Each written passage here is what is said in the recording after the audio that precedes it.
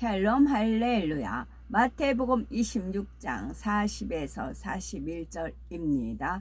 제자들에게 오사 그 자는 것을 보시고 베드로에게 말씀하시되 너희가 나와 함께 한 시간도 이렇게 깨어 있을 수 없더냐. 시험에 들지 않게 깨어 기도하라. 마음에는 원이로되 육신이 약하도다 하시고. 아멘. 야고보서 1장 15절. 욕심이 잉태한 즉 죄를 낳고 죄가 장성한 즉 사망을 낳느니라. 빌립보서 4장 12절. 나는 비천에 처할 줄도 알고 풍부에 처할 줄도 알아. 모든 일 곧 배부름과 배고픔과 풍부와 궁핍에도 처할 줄 아는 일체의 비결을 배웠노라. 제목은 시험에 들지 않게 깨어 기도하라 첫 번째입니다. 예수님은 몸소 기도의 본을 보이시면서 늘 깨어 기도하라고 가르치셨습니다. 십자가를 질 때가 임박함을 아시고 겟세마네 동산에서 기도하실 때에는 얼굴을 땅에 대고 엎드려 간절히 기도하셨지요.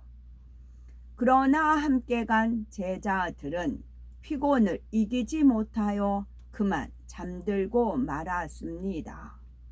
이 모습을 보시고 예수님은 수제자 베드로에게 안타깝게 말씀하시지요. 너희가 나와 함께 한 시 동안도 이렇게 깨어 있을 수 없더냐. 시험에 들지 않게 깨어 있어 기도하라. 마음에는 원이로되 육신이 약하도다 말씀합니다. 예수님께서 붙잡혀 십자가에 못 박히시는 사건은 영적으로는 인류를 구원하시기 위한 섭리입니다. 하지만 아직 믿음이 적은 제자들에게는 이기기 힘든 시험이 될 수도 있었지요. 이를 염려하시고 깨어 기도하라 하신 것입니다. 이 말씀은 당시의 제자들만 아니라 바로 주님을 따르는 모든 성도들에게 주신 말씀입니다. 주님을 따라 십자가의 길을 걷는 성도들도 하루하루 원수마귀 사단과 영적인 싸움을 하고 있지요. 늘 깨어 기도해야만 시험에 들지 않고 영적인 싸움에서 승리할 수 있습니다. 기도하지 않으면 시험에 들기 쉽지요. 그렇다고 해서 시험을 당할까 하는 두려움 속에 기도하라는 뜻은 아닙니다. 간혹 하나님께서 시험을 주셨다라고 말하는 사람들이 있습니다. 그러나 시험은 하나님께서 주시는 것이 아닙니다. 야고보서 1장 13에서 15절에 사람이 시험을 받을 때에 내가 하나님께 시험을 받는다 하지 말지니 하나님은 악에게 시험을 받지도 아니하시고 친히 아무도 시험하지 아니하시느니라. 오직 각 사람이 시험을 받는 것은 자기 욕심에 이끌려 미혹됨이니 욕심이 잉태한 즉 죄를 낳고 죄가 장성한 즉 사망을 낳느니라 말씀하셨습니다. 이처럼 시험은 사람이 자초하는 것입니다. 하나님께서는 에레미야 29장 11에서 12절에 나 여호와가 말하노라.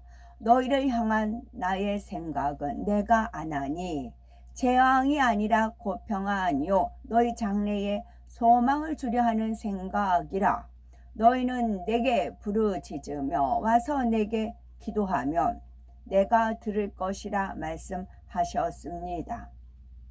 즉 자녀들이 어떤 재앙도 만나지 않고 오직 평안과 소망 가운데 살기를 바라는 것이 아버지 하나님의 마음입니다. 따라서 우리가 평안을 얻고 소망 가운데 살아가려면 기도해야 합니다. 늘 깨어 기도하는 신앙생활을 하면 시험에 들지 않으며 불가능이 가능케 되는 축복을 받습니다. 사람이 호흡하지 않으면 죽을 수밖에 없듯이 성령 받은 하나님의 자녀는 영이 살기 위해 반드시 영의 호흡인 기도를 해야 합니다. 그래서 쉬지 말고 기도하라 하시며 기도를 쉬는 것도 죄라고 하신 것이죠.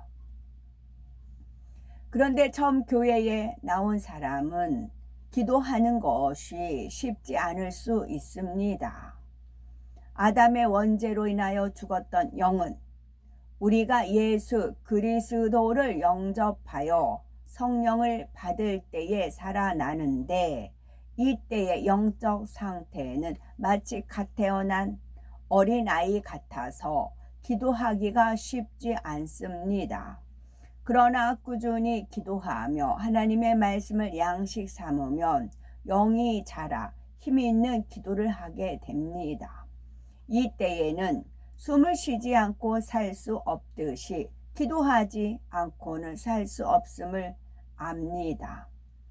아이들은 곧잘 누가 숨을 쉬지 않고 오래 견디나 시험을 하곤 하지요. 먼저 심호흡을 한 몇 번 하고 숨을 잔뜩 들이마신 다음 시작하면 숨쉬기를 멈춥니다.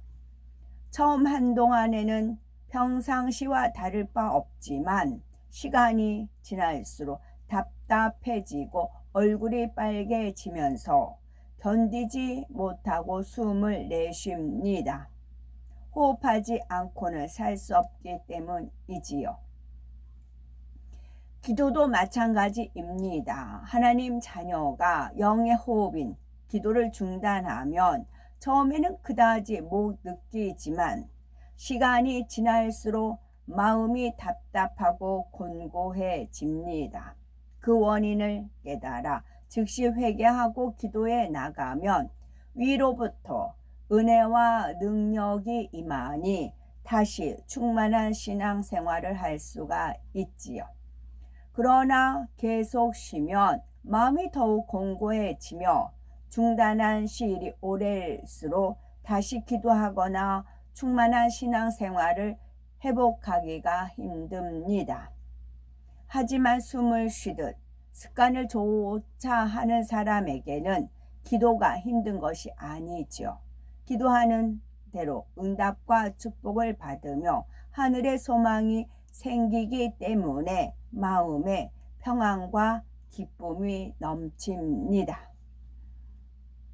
하나님께서는 첫사람 아담을 지으시고 살아있는 영, 즉 생명이 되게 하여 영이신 하나님과 교통하며 살게 하였습니다. 그런데 아담이 불순종하여 영이 죽으니 하나님과 교통이 끊겼죠. 이렇게 하나님과 교통할 수 없게 된 사람을 원수 마귀 사단이 주관하니 점점 죄악으로 물들어 갈 수밖에 없었습니다. 사랑의 하나님은 만세 전에 구원의 섭리를 계획하시고 때가 되자 모든 인류에게 구원의 길을 열어주셨지요. 바로 독생자 예수님을 십자가에 내줌으로써 우리의 죄를 대속하신 것입니다. 뿐만 아니라 예수 그리스도를 영접하고 죄를 회개하는 사람마다 하나님의 자녀된 권세를 얻게 하시고 성령을 선물로 주셨지요.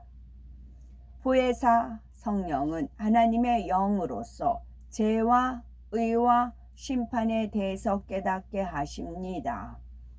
연약한 우리를 도우시고 말할 수 없는 탄식으로 우리를 위해서 친히 간구하며 세상을 이기도록 이끄시지요.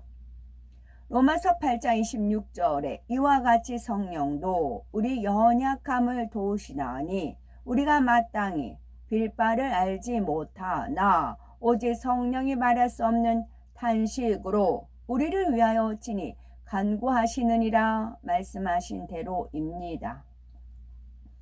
우리가 성령의 도움으로 성령 충만하려면 반드시 기도가 필요하죠.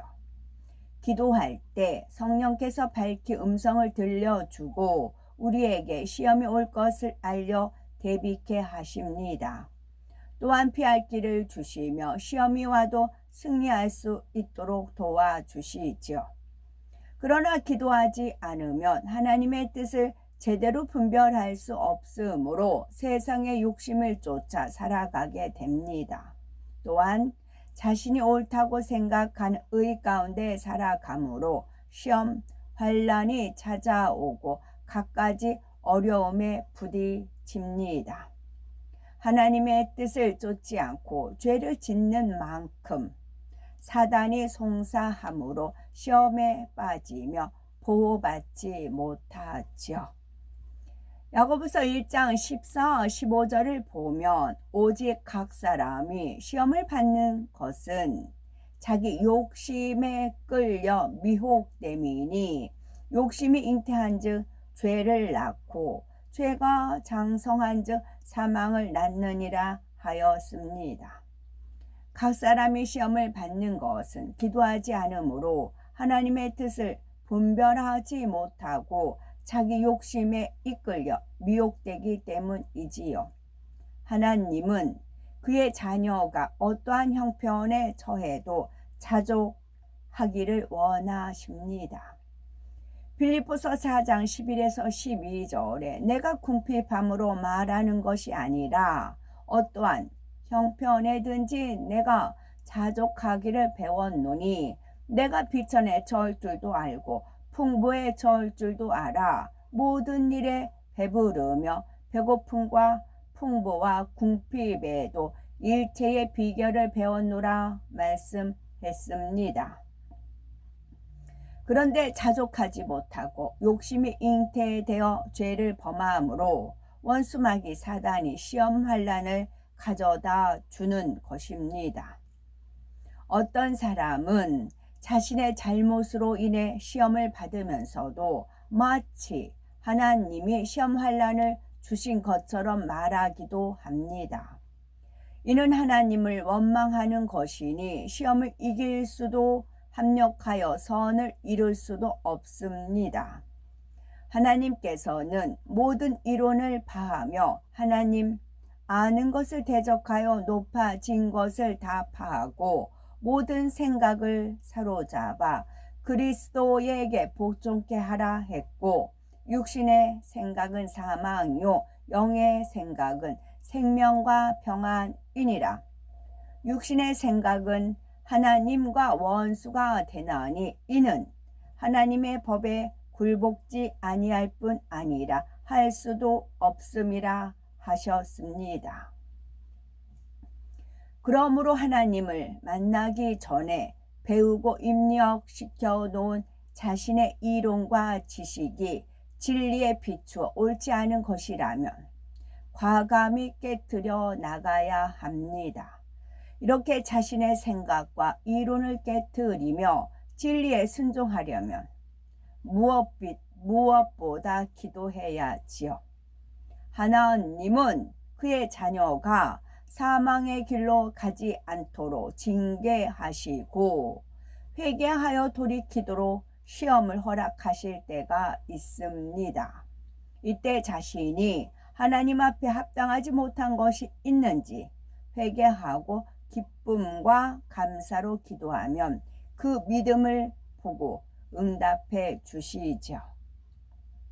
이론이란 무엇일까요? 이론이란 지식을 바탕으로 경험이나 사고, 학습 등을 통해 스스로 정립시켜 놓은 논리를 말합니다. 이론은 각 사람의 체험과 생각, 시대에 따라 달라지므로 변론을 낳으며 진리인 하나님 말씀과는 상반되는 경우가 많습니다. 아멘. 아담과 하와를 만드셔서 에덴 동산에 이끌어서 에덴 동산에 거했잖아요. 그러면 거기서 과일을 먹고 살았어요. 선악을 알게 하는 나무하고 생명나무를 제외한 다른 과일을 먹었습니다. 뭐 딸기도 산딸기 같은 것도 따먹었겠죠. 그러면 배설을 했을까요? 화장실도 없을 텐데 배설을 했으면 에덴 동산이 오랜 세월 동안 유지가 안 됐겠지요. 배설이 없었어요. 그냥 과일을 따먹으면 주님같이 부활하셨던 주님이 제자들한테 이렇게 보이셨던 그 모습이었어요. 그냥 음식 먹고 호흡하면 발산해서 나갔고 그랬어요. 배설은 그런데 학문은 있었겠죠. 학문은 있어요. 그러면 배설을 죄를 범함으로 에덴 동산에서 쫓겨난 이후 이 지상에 내려와서 그때는 영의 사람이 아니죠. 그래서 음식을 먹으면 배설을 합니다. 그러면서 학문이 열린 겁니다. 죽을 때 학문이 열린다 뭐 그런 표현을 쓰잖아요. 그때 그래서 하나님은 그것을 미리 예지예정하시고 학문을 미리 만드신 거죠. 학문을 만드셔서 죄를 범하고 음식물 먹었을 때 배설해서 학문이 열린 겁니다. 그때 이제 배설이 된 것이고. 그러면 역으로요. 우리는 이제 육의 사람이 아니고 주님이 오시면 주님과 같이 부활체로 바뀝니다. 우리 영의 사람은요.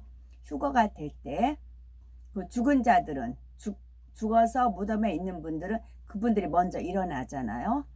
도킹을 합니다. 그러면 우리 학문이 있는데 학문은 닫혀요.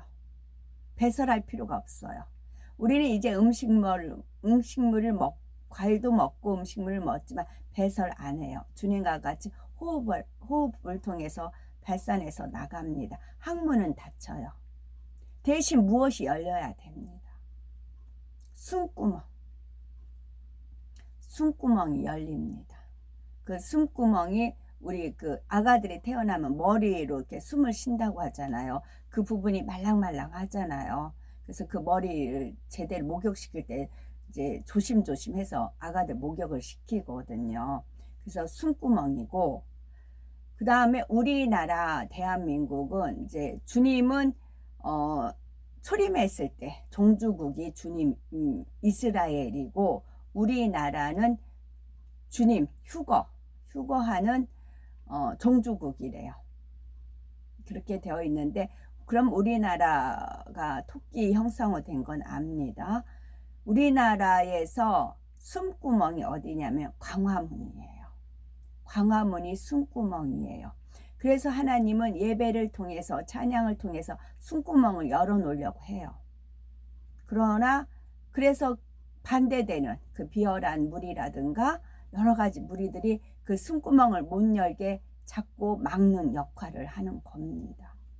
그래서 전에부터 하나님께서 2019, 20년 그쯤에서 알려주셨거든요. 광화문이 숨구멍이다. 그렇게 알려주셨습니다. 그래서 광화문의 그 패권 싸움이 그렇게 강하게 일어나는 것입니다. 아무리 막으려고 해도 하나님의 뜻은 멈출 수가 없어요. 하나님은 안 물러서요. 그러려면 우리가 어디에 줄을 서야 되느냐? 비열한 자들의 줄을 설 것이냐? 아니면 하나님의 영광을 드러내고 하나님의 뜻에 같이 반열에 우리가 참여할 것인가? 그거는 우리 각자의 자유의지입니다. 아멘.